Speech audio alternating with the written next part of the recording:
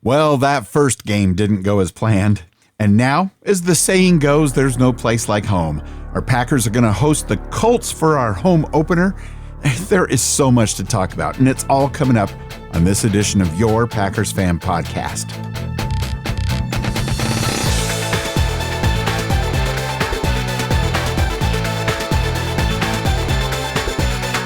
What's happening, Packers faithful? I'm Scott Clark from the Gaming Outsider Podcast, and this was far from the start I was hoping for in the 2024 season of football. Last place doesn't feel too great, but there's so much of the season left. Regardless of the bummer of a week in the NFC North, I'm happy to be here to talk about Packers football and doing my very best to stay positive going into week 2. And me, I'm Wayne Henderson, and I am still watching Jair Alexander killing time, running around in the end zone after his interception. Will anything happen? That was just crazy. Can you believe this is the 299th episode of your Packers Fan Podcast, the show by and for fans of your 13-time NFL champion Green Bay Packers? That's a lot of episodes of the podcast. And this time around on number 299, we're going to cover that loss in Sao Paulo, Brazil, and our worries about Jordan Love's injury. And not only do Scott and I have a lot to cover from the game, but so did you. Your listener feedback is insightful as always and is coming up.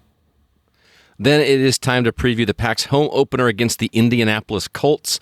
I'll have my keys to a Packers victory. As always, yes, I said victory. Let's kick things off, man. We didn't win the game, but there's still a lot of positive things to talk about. Here are the leaders in the Packers-Eagles game. First off, passing, obviously Jordan Love. Passer rating was 83.0. He was 17 for 34 for 260 yards, had 2 touchdowns and 1 interception. Wasn't the best showing, but it wasn't terrible either. Rushing, the leader was Josh Jacobs. Welcome to the Packers, my friend. 16 carries for 84 yards, his longest being 32 yards.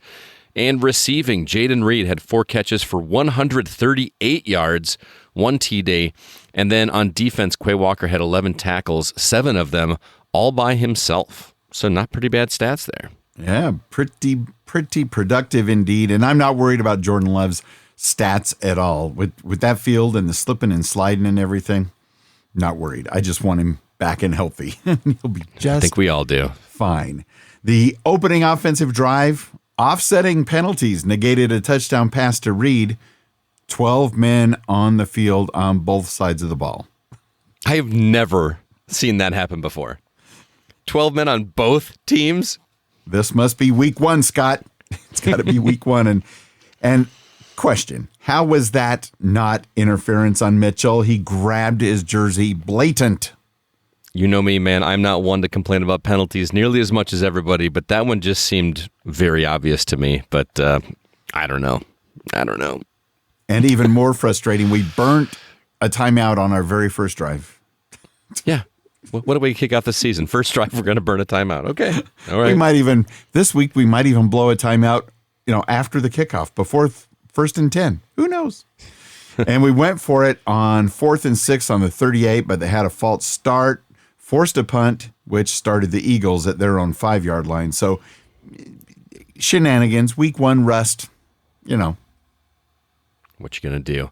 The opening defensive drive was not too shabby. We allowed no first downs on that first drive. What a way to start the defense. And on 3rd down of the drive, Hurts was throwing from the end zone, and the ball was intercepted by Xavier McKinney, number 29, who returned it to the 19-yard line of Philadelphia. Got real excited there. I was like, all right, things are turning around. Got a lucky penalty that gave him a first down, but unfortunately, Green Bay could not get into the end zone. And we got a chance to see our new kicker, Braden Narvison's first attempt for 3. It was good, giving the Packers a 3-0 lead to start things off. First blood, baby. That's the way you do it every single week. On the very next series, another turnover. Jalen Hurts just wasn't ready for the snap, so he's rusty as well. The ball wound up on the ground. Devontae Wyatt, good old number 95, recovered the ball just outside the red zone, converted a 4th down play inside the 5-yard line to keep the series alive.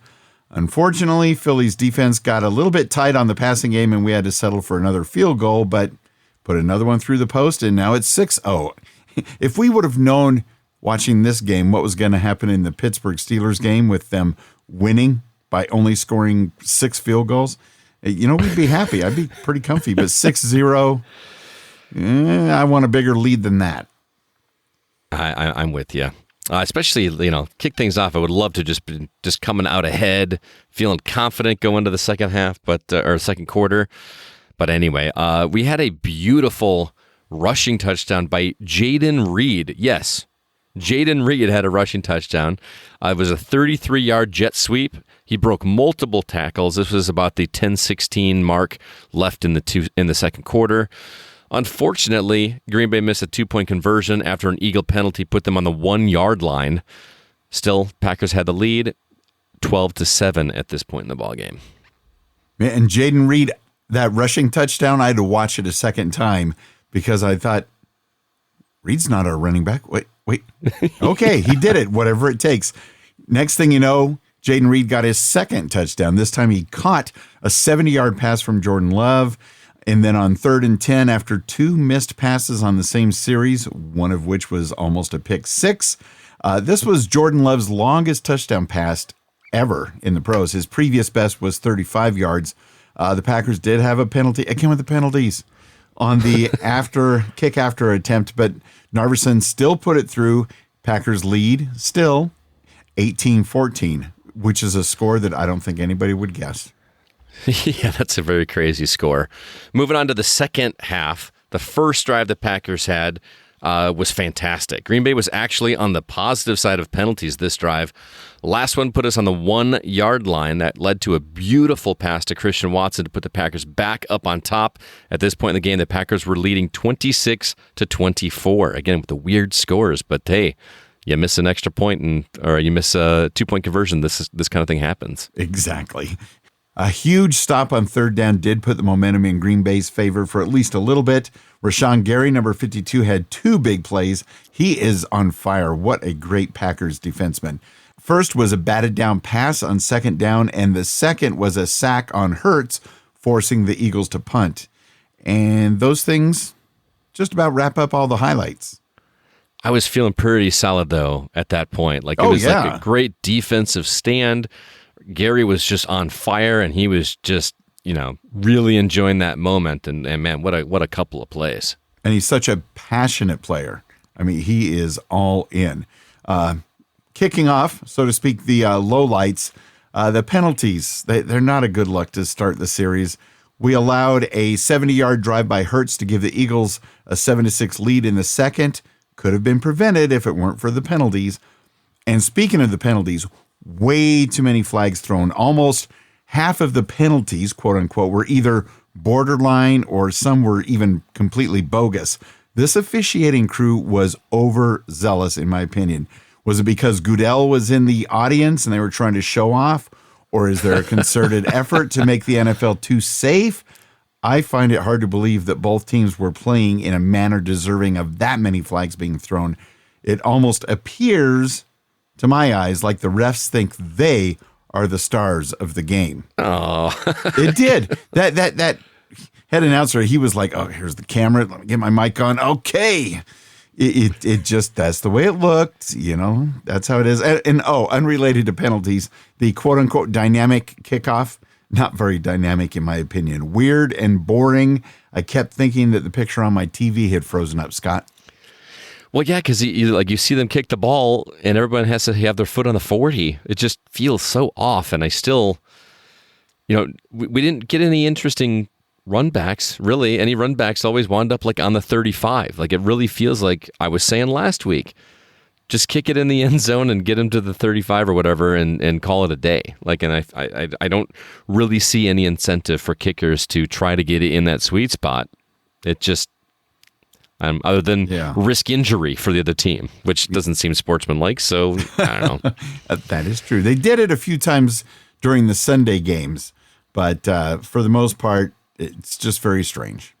Yeah. I also had some concerns with the timeout usage, especially in the first half. You mentioned it earlier, Wayne, but we used that one on the first drive, but they used their last one in the second quarter with a full 10 minutes and 24 seconds left in the game, out of timeouts. Would things have turned in our favor with some timeouts? Probably not. a backup quarterback in there for the final 2 snaps, it was going to be a miracle anyway. But you don't know that. And I feel like that those should have been conserved a little bit more. But that is me, and that's why I'm not paid the big bucks. Yet. Yeah. And then we allowed another solid drive by the Eagles in the second quarter. This one was capped off by an 11-yard rushing TD by Saquon Barkley. This was Barkley's second touchdown, his first being a passing touchdown. And on the bright side, though, Green Bay's offensive line was putting the pressure on Hurts pretty well, and the secondary is what got sloppy. And I will say, considering the last time we played against Jalen Hurts and the Eagles, Jalen Hurts ran all over us. We did not let that particular thing happen. So that was good. Yeah. And speaking of the secondary, they allowed a 67-yard touchdown pass to A.J. Brown. My fantasy team loved that. But this was the opening drive of the second half, and the Eagles took a lead 24-19. So it was not a great way to kick off. But thankfully, we had that awesome drive right after that to even things up. And then the interception by Love towards the end of the second quarter. It was a pick by Blankenship of the Eagles. It was just a dangerous throw. Reed never really had a chance, and this put the Eagles in the red zone almost immediately, which led to Barkley's third touchdown of the game and the Eagles' lead. So Barkley's on fire, and early in the game, Xavier McKinney got that interception for us. And any Giants fans watching this game were just sick to their stomach. Had to be. Just watching him just light things up against Green Bay was probably did not feel too good. Talked a little positively about Narveson, but unfortunately he did miss a 43-yard field goal. This would have closed the gap at this point in the game to 2 points, and instead the Eagles marched down the field into the red zone. Thankfully, Jair Alexander intercepted in the end zone, which was a much-needed break. Yes, and that was the interception where it seemed like he was running around in the end zone for quite a while playing cat and mouse, and then all of a sudden decided to take it out. I'm surprised he did make it all the way to the 15 because he was asking for trouble. Yeah, well, how far could he have gotten if he had just ran right away? At least another 10 yards, I would assume. But crazy times. And then, of course, the scary moment with Jordan Love in the last series of the game, got his ankle wrapped up on it. A lot of pain. He did walk off the field, but it didn't look very good. And Malik Willis took the last 2 snaps, but wound up sacked to end the game. And much like many of the other players, he slipped on at least one of those plays because the field was horrendous. And the Eagles ended up having more points than the Packers when time ran out, 34-29. And I will say, I was not expecting this many points to be scored, especially when I saw the condition of the field. Entertaining game. Like it was a really good game, even though I really feel like neither team was having a good time, getting their footing, both literally and figuratively. But it was still a fun game to watch. I just felt like they were, I don't want to say quite slow motion. They just weren't at full capacity speed-wise, probably because the field was so slippery. But still, I enjoyed the game, even despite the outcome. Now, with our weekly poll question, which we post in our Facebook group, you can find it at PackersCommunity.com and on Twitter/X at PackersFanPod. Sure, there were a few issues in the game, but in your opinion, what went the most wrong in Brazil? The slippery field conditions, the defensive penalties, the offensive penalties, illegal formation for the 70th time. Jordan Love forcing out some of his passes. And then we did have 2 write-in votes. On Twitter, they added what went most wrong was the fact that the game was in Brazil. And then in the Facebook group, Dan Dyler added, the team hasn't had enough time yet together in real game situations. I like that. I do like that. I kind of want to lump in defensive and offensive penalties just into one and just say overall. But I guess if I had to say one, defensive penalties, because we just gave up too many first downs for needless penalties. I just guess we're professionals. Why so much holding? I just don't get it. But Dan Dallers would probably be a close second. How about you? I'm going to go with the slippery field conditions and just choppy field conditions, basically the field. And I do realize that both teams played on the same field at the same time. Yeah. But that did not help us, and it did not help Jordan Love be as mobile as he would have probably been on that last series. And he probably could have gotten away from having his ankle rolled up on, and he probably wouldn't have been injured. That's what I think. Yeah, that's probably fair. We got some comments on the poll in the Packers Fan Podcast Facebook group. First off, Dan Dyler, just like you were saying, he says, both teams had to play on the same field, so I can't blame the slippery field conditions. I do wonder if it had something to do with the weather. It was supposed to be in the mid-70s, and if the temps began to drop enough, condensation could have started to gather on the field. Interesting point. Joe Christensen said, do folks think it was just first game with all the starters together? Are we warmed up now and ready for in-season games? Yeah. Comments? Yeah. You're not wrong, Joe. You're not wrong. And in addition to the poll, we had some other great conversations happening in the Facebook group. I shared a post from J.J. Watt where, he's from Wisconsin, so hey, where he explains how different the playing field in Brazil was compared to Lambeau Field, even though they both used the same Grassmaster type of system. He said soccer fields are made for speed and agility, smaller bodies gliding across the surface with minimal contact. They're not properly conditioned to have the size and strength of NFL players cutting, pushing, and driving all game on them. This is common at international games. Did you see shots of the field after the game and just how tore up it was? I mean, I know that happens at all fields, but it just looked like a train wreck went through there or something. It was kind of nuts. Absolutely. And then Brett Connor in England commented regarding J.J. Watt's post saying, interesting that. I'd imagine NFL fields are similar to rugby fields. I didn't think there would be much of it. Maybe the grass length, maybe. Saying that, are artificial turfs really designed for the size and strength of NFL players? Seen plenty of injuries on those, too. Mm-hmm. That's a great point. Yeah, the fully synthetic fields, yeah, no good. No good. Kenny Clark, my boy, had this to say about the field conditions in Brazil. Quote, it was trash, man. I've played in snow, rain. I've never played on a surface like that. Like clay coming out of the ground, holes in the ground, tough surfaces to play on, unquote. So, whoa, pretty rough stuff, yeah. Dan Dollar shared a post about some new football-related tech. COSM, located in Dallas, Texas. They use a technology called shared reality and really puts you into the action. I really thought at first this was in the stadium. I want to watch Packer games here. To check that out. Thanks so much for the comments, everybody. Remember, you too can be part of the Packers Fan Podcast Facebook community. Be part of those conversations at packerscommunity.com. Check out all the action and join in, especially for our live game chat section. Yeah, it ought to be especially interesting this week with a different quarterback than we thought we'd ever see playing in a Packers game. And we love it when you share your feedback with everyone here on the Packers Fan Podcast. So let your voice be heard and be part of the show. Recording your voice on your phone or computer is the best way to go, and then email that recording to us at feedback@PackersFanPodcast.com, or the easy peasy way, call the PFP voicemail at +1 920 3-PACK-GO. In addition to your thoughts about the Colts and Packers game, we also invite your Wager O Fun score predictions for Week 3 matchup when the Packers head to Tennessee to face the Titans. Deadlines for your calls will be Monday at 6 p.m. Central. Go, go, go, go, go, go, go, go, go, Pack, go.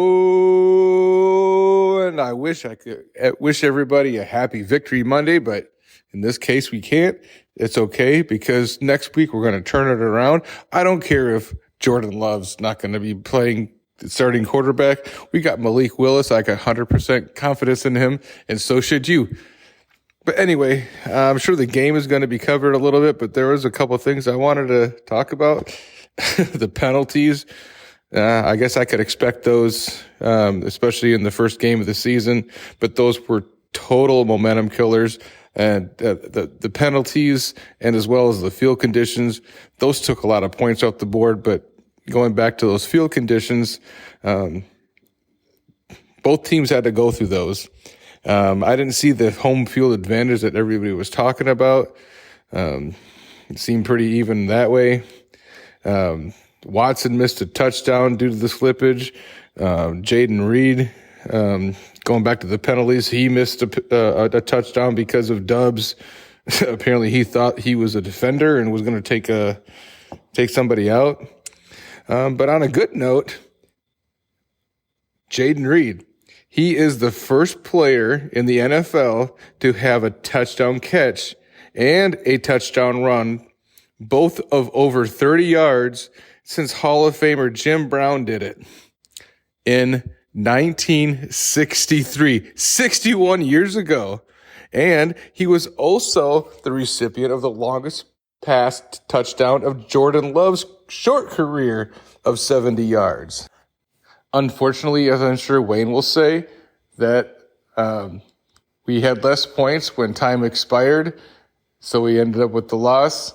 I saw a lot to be encouraged about, despite Jordan Love going down with it looks like an MCL tear or sprain, which hopefully, it's a 3 to 6 week recovery period, and from all the reports I've been seeing, it's only 3 weeks. So let's cross our fingers and do a little jig, and let's hope that that's what it is, because we need Jordan Love out there on the field.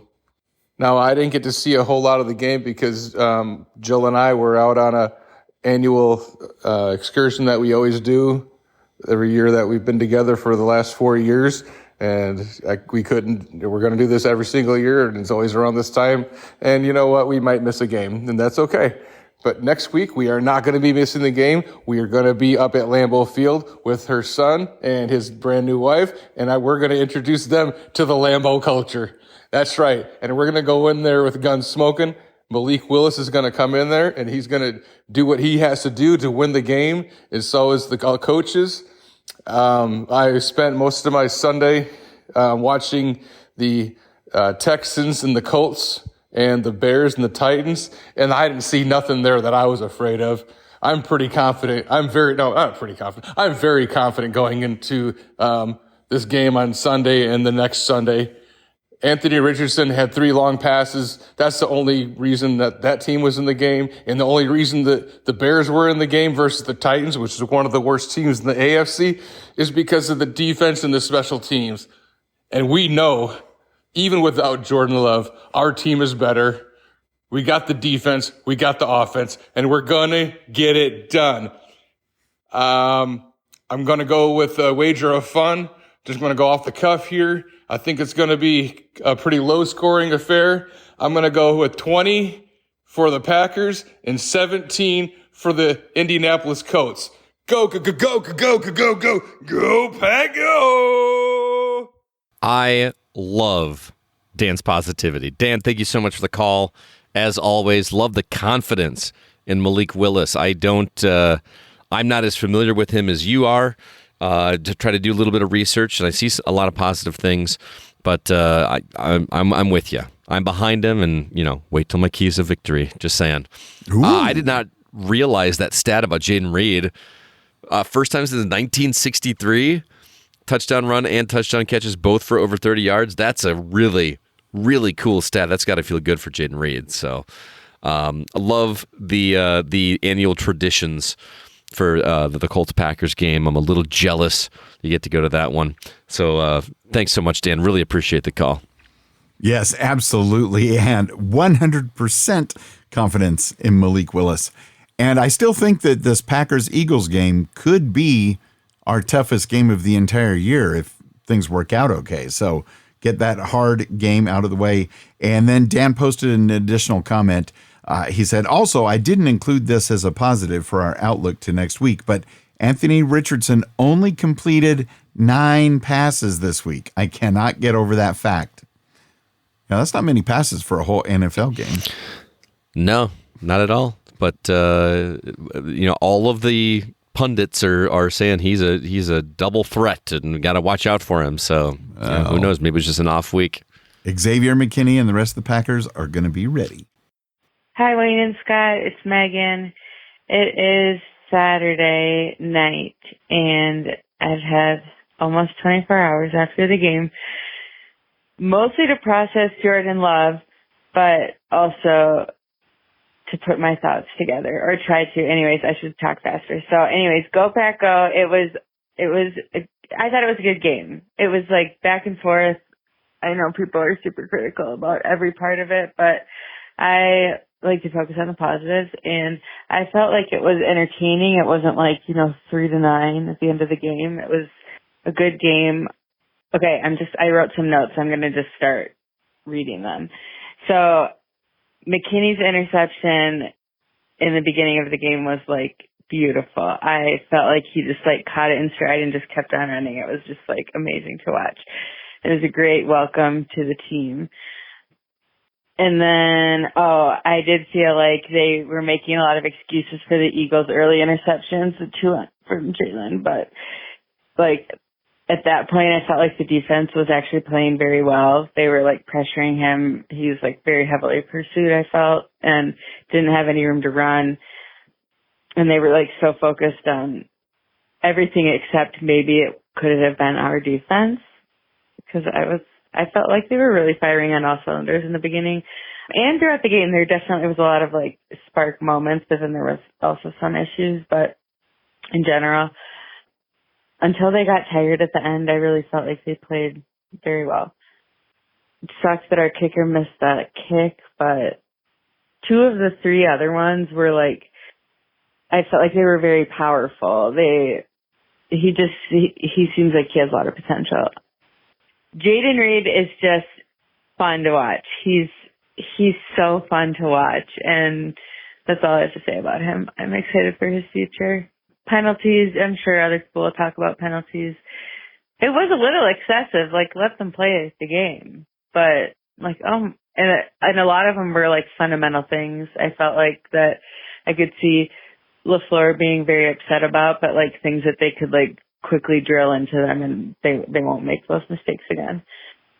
And then let's see. I was glad that Watson got that kind of spinny touchdown after the first half drops. And lastly, Jordan at the end of the game, that was scary. I felt like he looked like he was writhing in pain. His leg just looked weird. And then you look at some of the pictures and like the slow motion videos, and it just doesn't look comfortable. But I wish him like a fast, but also a full recovery, like so that he can come back strong and finish out the season. But a little nervous about what's going to happen in that department. I guess time will tell.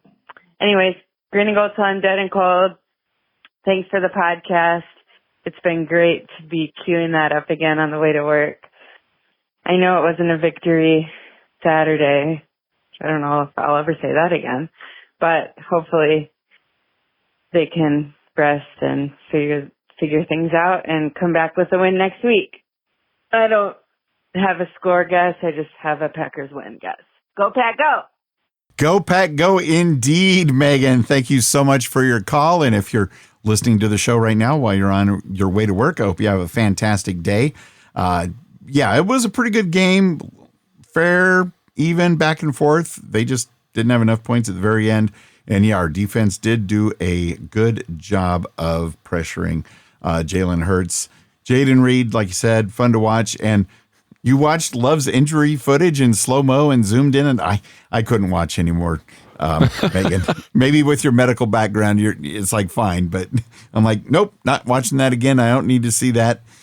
I did skip past a whole bunch of people on Twitter and Facebook, all the internet doctors.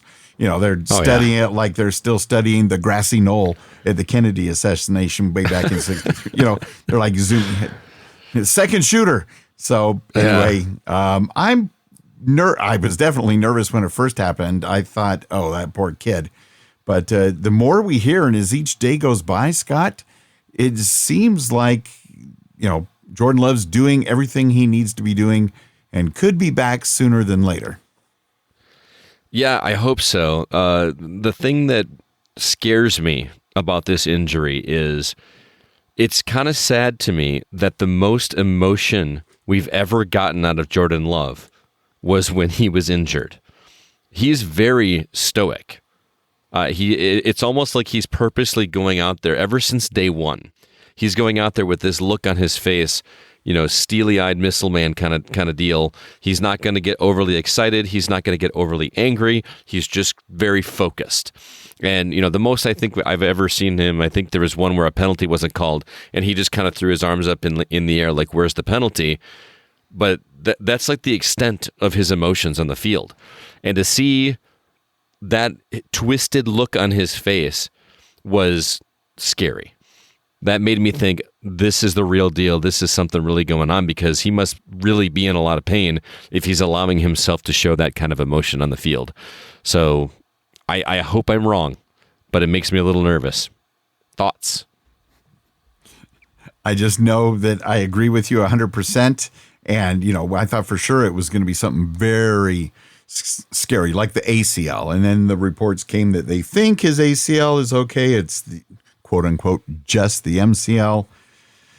So, I guess even when it's your own body, when you feel that type of terrible pain and injury, you're not sure what exactly it is. Otherwise, we wouldn't need doctors as much, because the player could just say, oh yeah, that's definitely my L7. I just know I wiped it, but I'm glad. I'll wait for the official report from the Packers or exactly his doctor. I'm not going to play armchair doctor. Yeah, all the people that are like, he's out for the year. It's done. I'm like, RELAX. Yes, please. Yes, please. Thanks so much for the calls, everybody. Let's move on to emails. We got one from Ginger in SoCal. Is that a she, I believe? Ginger is a she? The season is young. It's just one game, but man, that was a tough one. Did we lose because of a missed field goal? Maybe. Did we lose because Love's off throws? Maybe. Did we lose because of the dumb penalties? Maybe. My point is, this game was lost all around. I don't want to hit the panic button yet, as long as Love is okay. Plenty of season left. Go Pack, go. On a side note, I'm all for player safety, but that kickoff is ridiculous. College and high school teams aren't doing it, and I just watched rugby at the Olympics, and those guys and gals have no padding. If they are avoiding head-first tackling and neck injuries, then how come Phil can do that low head-first push? Makes no sense. Keep the faith, Pack Nation. Thank you so much, Ginger, for that email. Very entertaining to read. Yeah, excellent points as well. I thought there was talk last offseason. Well, there was talk, but I guess they didn't implement it, that they were going to ban the tush-push play. But apparently not. Yeah. So maybe next year. We'll see. I guess the point of emphasis this year is on illegal formation. Too many people in motion. And it just, oh, no. Illegal shifts. Yeah. We have so many other things that they could be putting the emphasis on, especially I've watched some CFL games this year, the Canadian Football League, and they have 2 or 3 people in motion running all over the place before the ball is snapped, and it's a lot more exciting. I don't think it's more dangerous. It's just more exciting. I wish we could adopt that, because it looks like chaos for a few seconds, and that's always good when it comes to football. Reminds me, remember those football games back in the 70s? Like just like the little metal table that like you put the little things on it, they'd vibrate. Yes. That was nothing like football in any way, shape, or form. That's why it was so exciting when we finally got that electronic football game near the 76, 77, something like that. Oh, the LCD things where it wasn't even a football, it was just a dot. Mm-hmm. Yeah. It was closer to football than those vibrating players just bouncing off the side of the...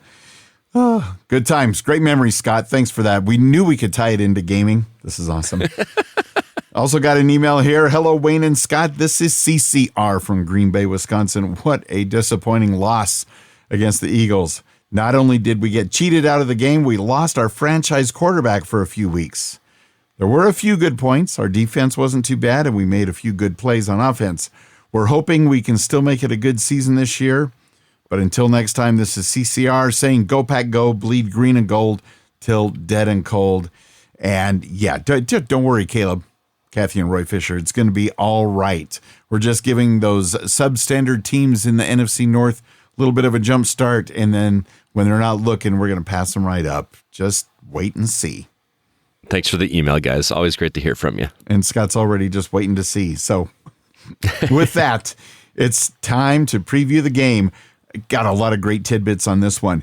Your 0-1 Green Bay Packers are home and hosting the 0-1 Indianapolis Colts Sunday, September 15th at 12 noon Central Time.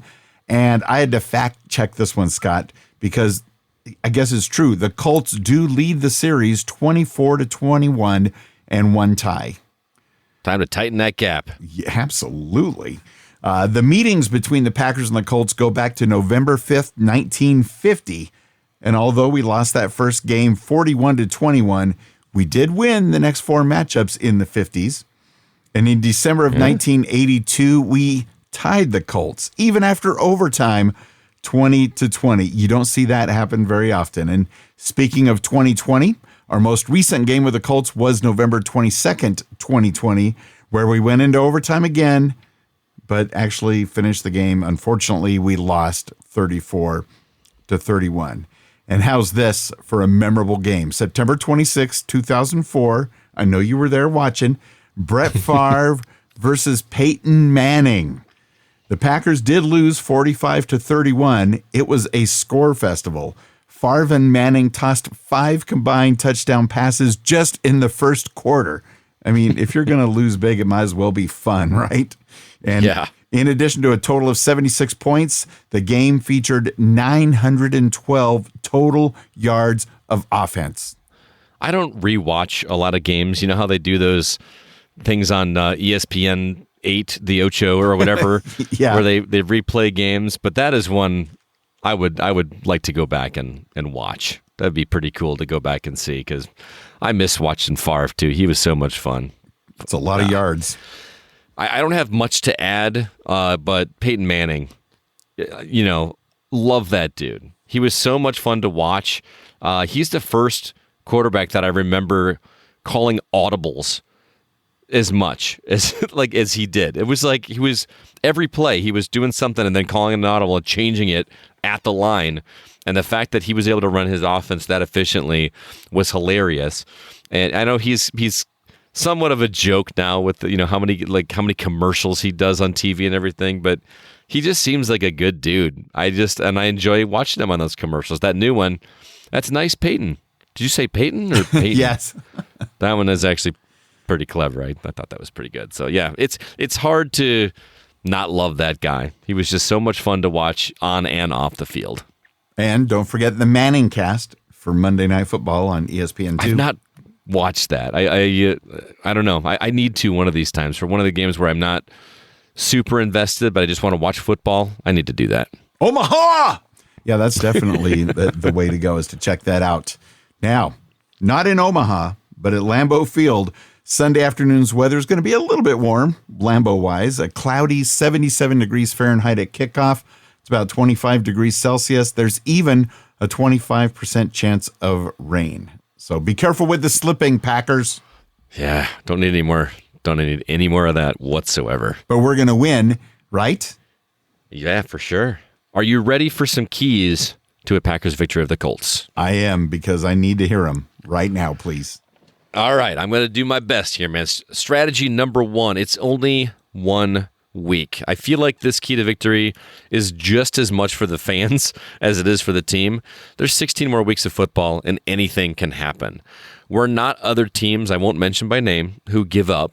The Packers are known for rallying and building teamwork. They've done it for years, and there's no reason they should look at this loss or temporary loss of Jordan Love as a season ender. The key here is to keep positive, keep fighting as if everything were normal. All it would take is 1 week to be right back in the mix. Think about it. If everything happens complete opposite next week, it is right back to zero for everybody, and I love that thought. Strategy number 2, let Willis get comfortable. If this sounds familiar, it was my same strategy for last week with Jordan Love. This past week, Malik Willis only got 2 snaps on the field after Love's injury. Now, some may complain, he didn't do that much with all that, but he also wasn't on the field getting used to the slippery conditions like the other 21 players were. I'm going to say the same thing I said about Love last week, but it's even stronger here. Give Willis a chance. He's not going to come out the gate as high caliber as we'd all like.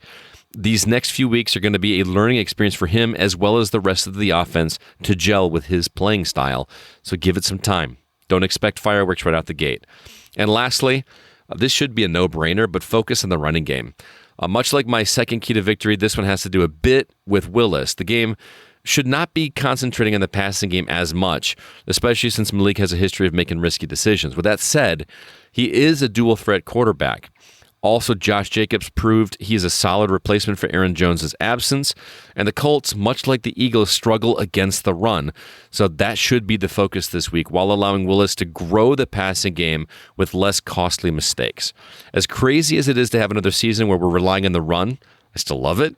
This week in particular should see the Packers winning this one on the ground instead of the air. And there you have it. Awesome. Thank you very much. Scott Clark, keys to victory. Those are solid. And for, of course, we're going to be a little bit nervous about Malik Willis, but keep in mind, he's only been a Green Bay Packer for 2.5, maybe 3 weeks. Hasn't even been through training camp with us. So, right.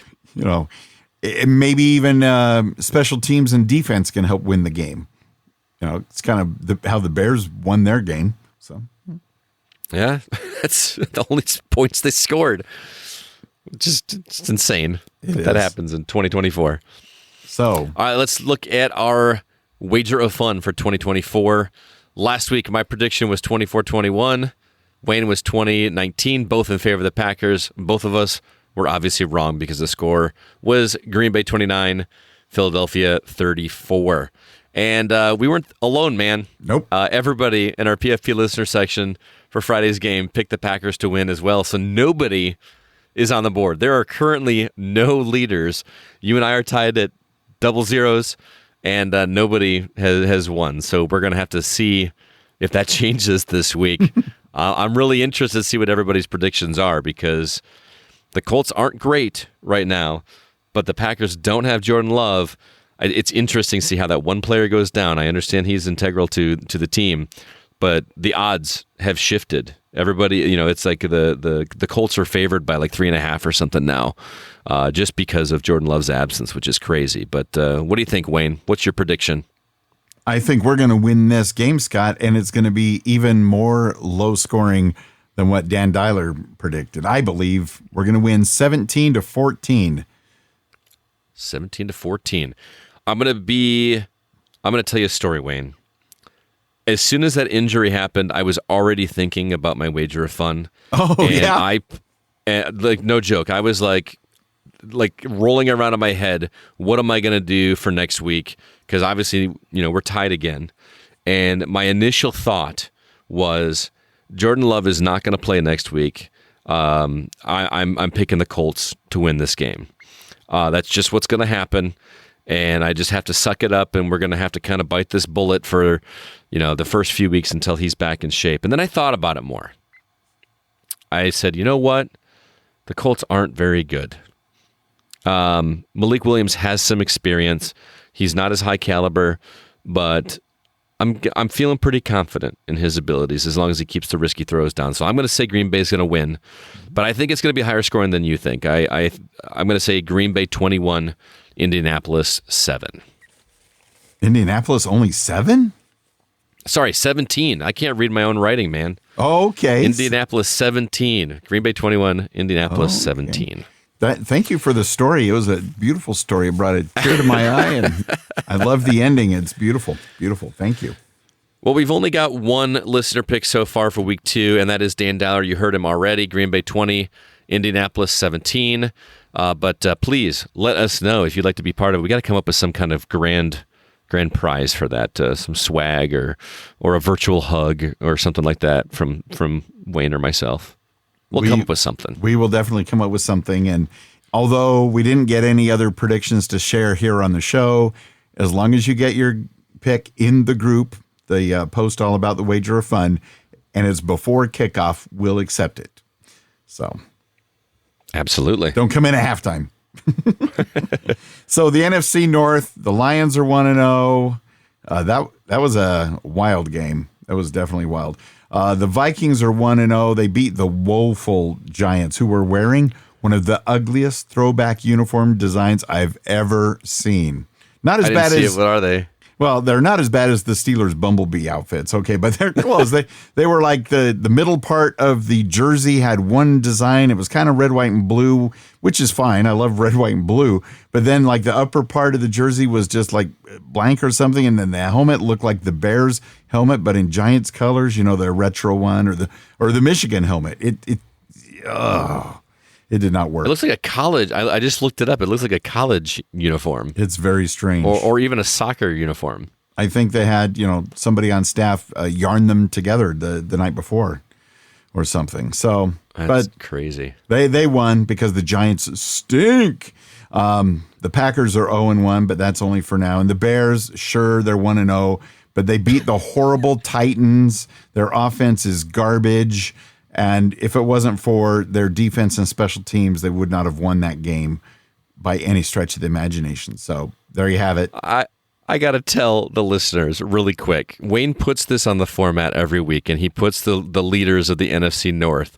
And he's put the Lions in first and the Vikings in second, And then he puts the Packers in third and the Bears in fourth, even though they are 1-0, which just cracks me up. It's like he doesn't accept the fact that the Packers could be in last place and that the Bears could be ahead of the Packers. Two things on that. One, the Packers lost a very hard game to a really good team. The Bears won by beating a horrible team with an offense playing terrible. And a week from now, it's going to be totally different. So why not just save the Bears that bottom spot? Just make it a little bit easier when you got to edit it next week on the format. Oh my goodness! Go Pack, go Scott. Other happenings in the NFL. I got to pour one out to everyone out there who had Christian McCaffrey on their fantasy team this week. He was not only was he my first round draft pick. You're not going to get him in anything but the first round. But he was my keeper pick, one of my keeper picks for my fantasy football league this year. And about 30 minutes before game time, they announced that he was out for this game. He's having I think it's a calf injury that he had over in preseason. But this really sucks for fantasy players because you can't. It's a Monday night game.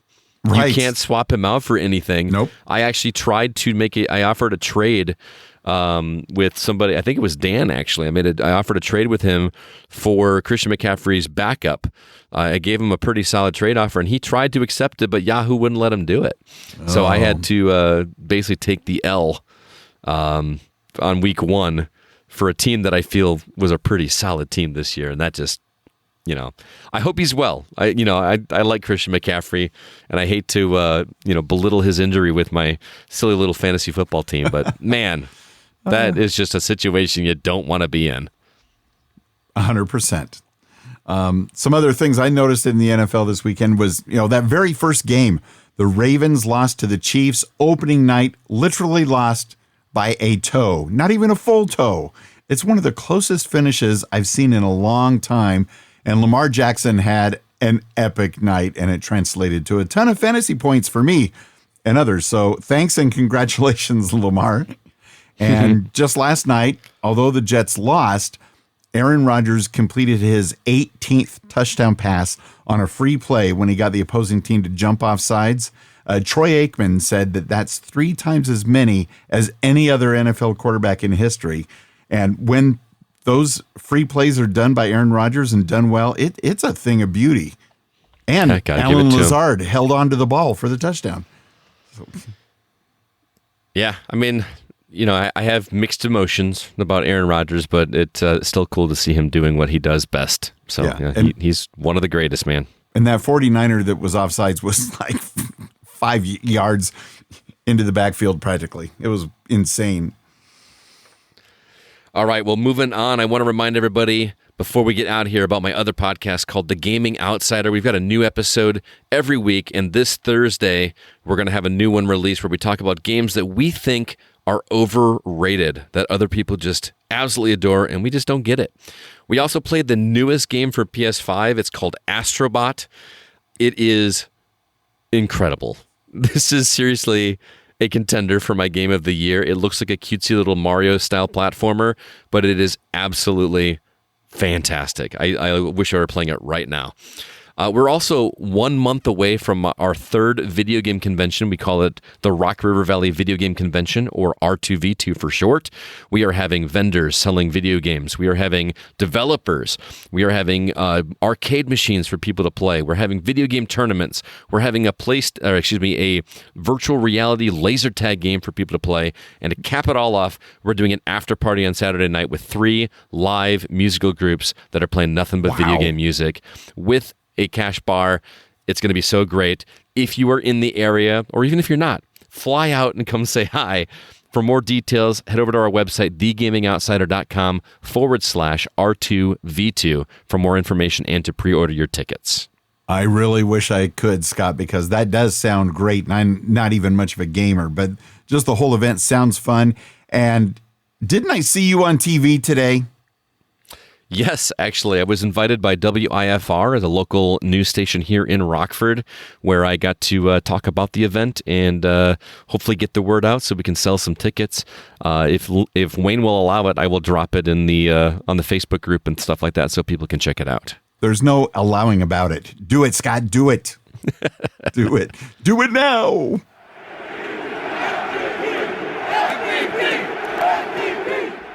We appreciate all of your different kinds of support of the podcast.